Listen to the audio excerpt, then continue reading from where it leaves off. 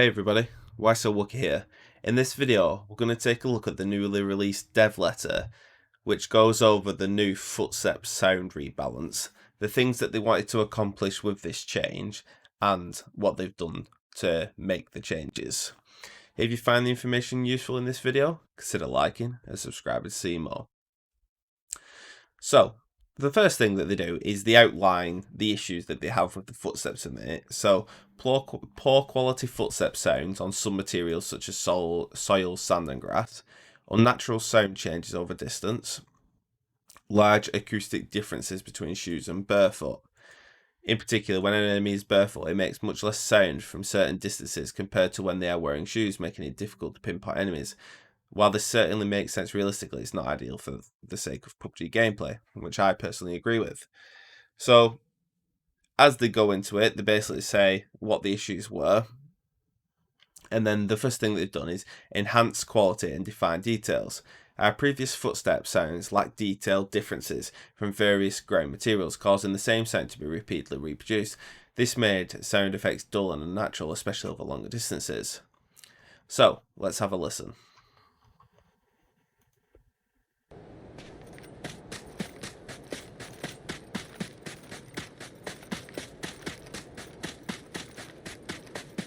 Okay, so that's before. Okay. So the first thing is there's different actual sounds as he's moving across. And it seems to have a bit more acoustic bass in it. Okay, so there's definitely a notable difference there. Enhance footstep quality over distance. When trying to create different footstep sounds that vary by distance, we kept the resource itself unchanged but reduced the volume and bandwidth. Consequently, footsteps sound in mid and long range distance became muffled, low quality. So that's the issue they had. So what they've done, we divided distance into two, short and long, or three, short, mid and long, depending on the surface materials movement, and created a new sound design that suited them. Thanks to these changes, mid, long, and should know. Okay, cool.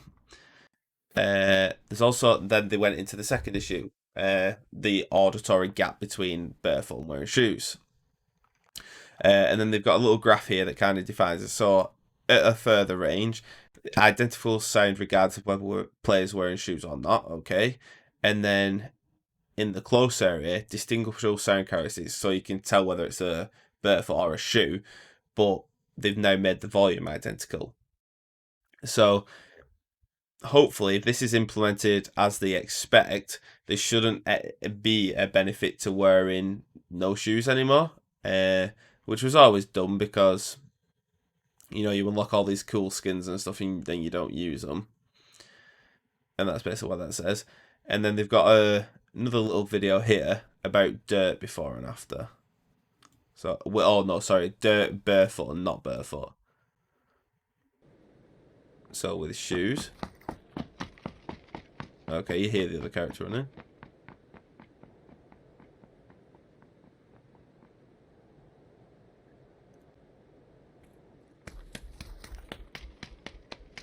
So it sounds different, but the volume is very similar. Okay. And this is just a brief overview. So basically, they tried to implement this a while ago, and then there was a bit of feedback because it didn't really work the way it was intended, so they took it out almost immediately. So hopefully this one goes better than last time, because I think any improvement to sound that they can make over time is going to be a great improvement for the game. Being able to hear people clearly means you can play much more tactically and less reliant on luck, which is good.